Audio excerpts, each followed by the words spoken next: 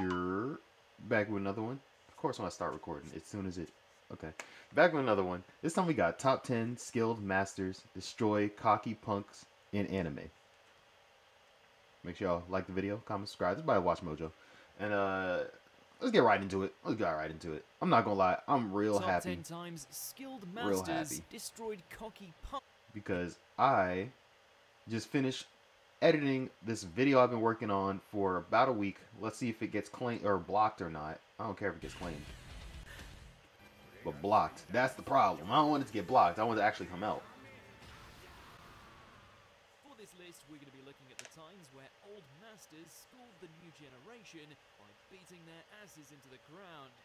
Think we missed an epic geezer throwdown? Let us know in the comments. Alright. As always, So that means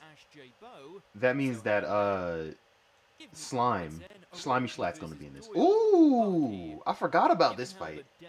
I wasn't seeing how, you know, this show Baki was actually like underrated while I was watching it. I was underrating it while watching it, but then now that I've finished watching, I was like, you know what? I really enjoyed it. It's still ass, but it's like enjoyable ass. Dust explosion. You can see why Orochi might want a little bit of payback.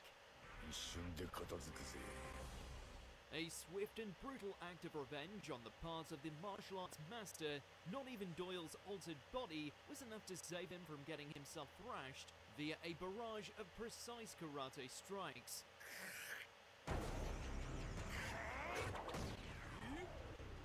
Keep in mind, Orochi had only just recovered from having his face blown off, and he still wiped the floor with a fighter who had hidden blades inside his body. That's what happens when you mix Baki logic with karma. That's facts. Orochi was a cool character. The fact that he dedicated his whole life to one martial art and he became like a master at it, versus the other people who were just like, yeah, like I learned how to do it. I'm really good at it. But Orochi's just like built different in karate only. He really built different. This is Ganos, Dragon Ball Super. I don't even remember who Ganos is, so I guess that makes sense. After spending years relegated to the OG fighter was finally given his time to shine in the Tournament of Power.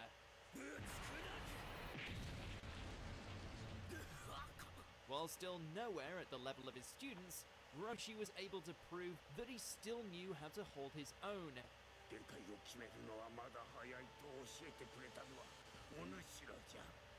Despite getting wailed on by a giant bird, his faith in himself and his protégés allowed him to muster up one last Kamehameha, and in doing so, inched Universe 7 towards salvation.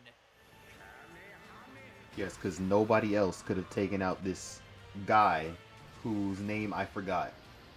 With Goku, Frieza, Vegeta, Piccolo, Gohan, all of them still on the field. Nobody else could have taken him. Jiren, not even a part of Jiren's team. He could have taken him out too.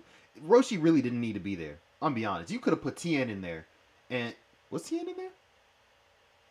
Tien got jobbed out. I forgot. Tien got jobbed out in the Tournament of Power. Oh, that was so disrespectful. That's so disrespectful. Tien really got. You might as well put Yamcha in there instead of Tien, because that's how bad it was. Turns out that even the gods aren't a match for I gotta watch this. Who dedicated their life to the art of the sword. I haven't been watching anything because I've been going to work, going to sleep, editing, waking up, going to work, going to sleep, editing, waking up, going to work, going to sleep, editing. That's been my life for the last 2 weeks.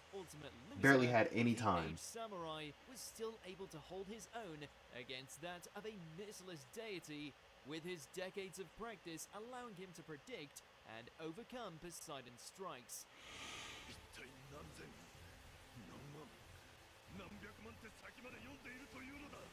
Coupled with the encouragement of his fellow swordsmen, Sasaki closed the metaphorical ocean between himself and the Greek god, before promptly removing his head.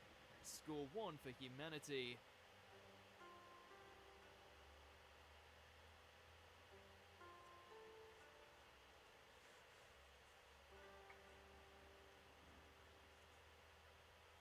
Number 7, Kuroki versus Lehito.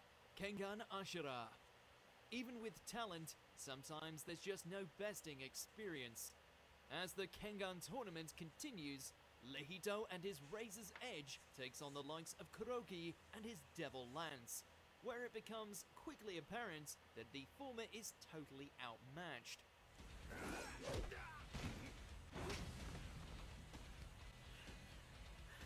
Kuroki completely dominates this fight with superior technique, incapacitating Lehito with every blow, while also puncturing his body full of holes.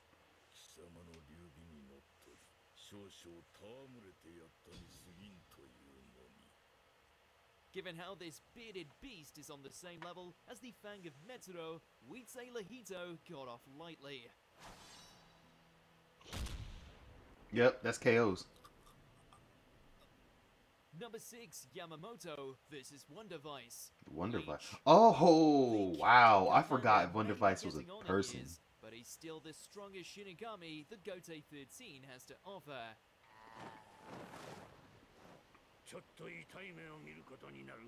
Created purely for the purpose of stealing Yamamoto's unstoppable Zanpakuto, Wonder Vice was very much Aizen's ace in the hole to use against his former employer.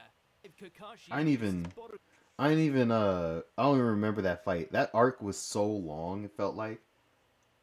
And I was not interested in Wonder Vice. I wasn't interested in most of the Arrancar, honestly. Oh, the Skull Dude, Grimjow, who I think was dead at that point.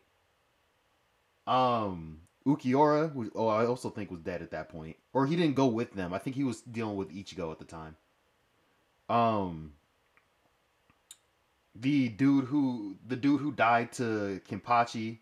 There was a lot of Rancor, honestly. There was a lot of them. But the ones that actually showed up, the only one that I actually enjoyed was the dude with the gun, who was pretty much in charge of Wonder Vice. Or Wonder Vice. I don't know how to pronounce his name. The dude with the guns, who fought the cool captain, the one with the two swords that played the games. That was like my favorite Rancor. And then the skull dude, the king of Wako Mundo, former king of Wako Mundo, him too. And students, Boruto, Naruto Next Generations. He may be a bit older and have more than 3 ninja brats to deal with this time, but don't think for even a second that the former Hokage was going to lose to a bunch of amateur shinobi. With one eye. Why do y'all think that this is it's gonna change? He of course he had the Sharingan, but he wasn't using it like half the time. He had his it covered. Well, imagine if he had Sharingan and you know what, he would have been like transformation. All right, where's Baruto? There you are. Overlord. It is a butler's job. Even though I don't think it really matters the fact they're shaped into Baruto. I didn't understand the point. Organization single-handedly. I'll watch it eventually one day. Once the dub gets a far enough point. To free a young Bell that he had taken a liking to, Sebas takes on the leader of the 6 Arms in a final punch-out. Though it isn't so much as a battle as it is a one-sided curb stomp.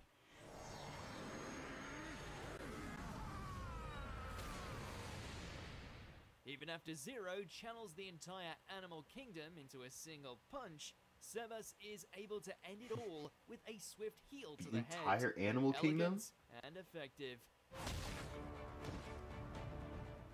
Number 3, Bang. Alright, bro. At this point, I just had a thought. Like, if they, in anime, if they reach the age to be old, they're either a farmer who never got into a fight, or they are the most badass mofos in the world. They gotta be strong to survive. Like One Piece, every old person, they prime, they was unstoppable. They was like, bro, you gotta be stronger than Garp. Just to, Garp is the benchmark. Just to hit his age, you gotta be stronger than him. It's crazy. Bomb versus Garo, One Punch Man. While many of us were rooting for Garo in his quest to reveal the hypocrisy of hero culture, no amount of instinct and willpower was enough to overcome being double-teamed by his former master and his brother. he's getting folded right now. By themselves, Bang and Bomb are capable of wiping out monsters with their fists alone. Oh, so he's getting jumped. Oh. They're a maelstrom of pain. The Garo had I thought they were talking about the guy who's getting his ass beat's brother. No, he's talking about the Master's brother. Okay. no chance I haven't of watched defending season 2 of against, One Punch yet. eventually reducing him to a broken I don't know state. why. I just haven't. I think it's just ease of watch. Like it's just whenever I try to watch it, they only have season 1. And I was like, I'll wait till they just drop it. Number 2, Genkai versus Suzuka. Oh, Genkai. This isn't so much a fight as it is Genkai flexing on some poor bastard for minutes on end. That's exactly true, actually. Genkai straight up was just flexing. Probably one of the funnier moments to come from the Donk tournament, Genkai doesn't hesitate to dish out a painful lesson to a substandard fighter. The wannabe jester is put through hell several times over, with the short-stacked elderly trainer beating his torso in, using his spine as a trampoline, and rearranging his face until it's unrecognizable. She really is just bullying this dude. Like, she did not have to do this to him. She didn't turn the rest of his insides into mulch is due to restraint. Really embarrassed him for, like, no reason. She could have knocked him out the ring so quick, or knocked him unconscious so quick. She just chose not to.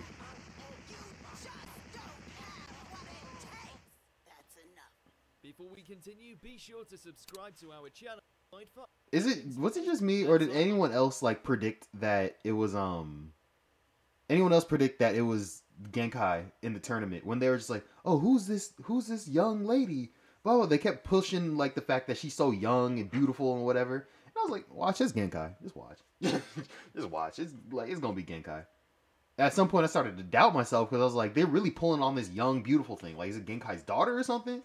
But no, it was Genkai. I was like, oh, okay, yeah, makes sense. I called it from the beginning. And of course, this is exactly what I thought. I'm pretty sure he's the thumbnail, actually. Best served with a blade to the neck.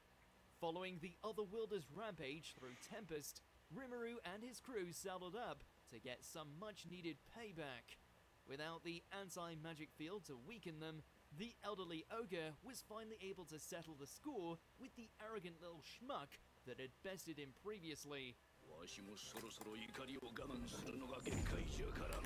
Even with Kyoya's infinite number of swords and hyper-awareness, his skills were nothing compared to Hakuro's mastery.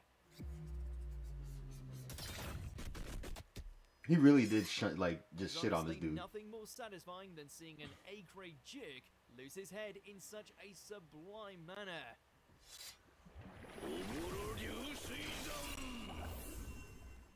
Do you agree with our... That was such a badass moment though. He could sense he was about to die. He was like, he's so fast I can't react. He's just looking at his head about to get cut off. He's like, no. It was, ooh. Alright, I hope y'all enjoy. I really ain't got nothing. Honestly, I ain't got nothing. I hope y'all enjoy. Like the video, comment, subscribe. I'm out. Peace.